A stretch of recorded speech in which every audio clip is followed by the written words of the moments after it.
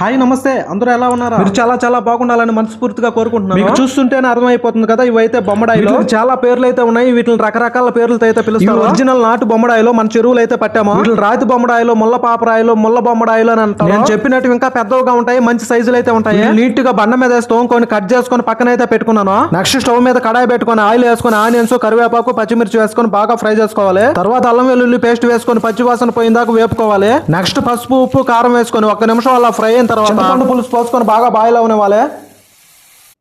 పులుసు బాగా బాయిల్ అయింది. ఇప్పుడు బొమ్మడాయి ముక్కలన్నీ వేసేసుకున్నాము. ఈ రెసిపీ ఎంత మందికి ఇష్టమో, వీటి టేస్ట్ ఎలా ఉంటుందో కామెంట్ అయితే పెట్టండి. నెక్స్ట్ కొత్తిమీర అలా చల్లేసుకొని మనం ఇంటికాడ దంచుకున్న ఫిష్ మసాలా అయితే వేసేసుకొని ఒకసారి గరిటెతో అలా ఇలా కలుపుకోండి. మరొకసారి గరిటె అయితే పెట్టద్దు. మీరు కలుపుకోవాలంటే కడాయి పట్టుకొని రౌండ్ గా అయితే తిప్పండి, సరిపోతుంది. ఇప్పుడు మూత పెట్టి 10 నిమిషాలు మీడియం ఫ్లేమ్ లో, 5 నిమిషాలు లో ఫ్లేమ్ లో ఉడికించుకుంటే నోరు ఊరించే బొమ్మడాయిల పులుసు అయితే రెడీ. దీన్ని వేడి వేడిగా అయితే తినద్దు. ఇది బాగా చల్లారిన తర్వాత పులుసు అంతా మొక్కకు బట్టి పులుసు అంతా బాగా ఎగురుకొని ఉంటుంది, అప్పుడైతే తినండి. నేను వేడి వేడి రైస్ లో బొమ్మడాయిల పులుసు, చేప ముక్కలు వేసుకొని చేప ముక్కలు పెట్టుకొని ఒక్కొక్క ముద్ద తింటుంటే అబ్బాబ్బా నీ పాసు గల రచ్చలేపేసింది. సరేనండి, వీడియో నచ్చితే లైక్ బటన్ మీద ఒక దెబ్బేసి ఇలాంటి వీడియోస్ కోసం ఛానల్ సబ్స్క్రైబ్ చేసుకోండి.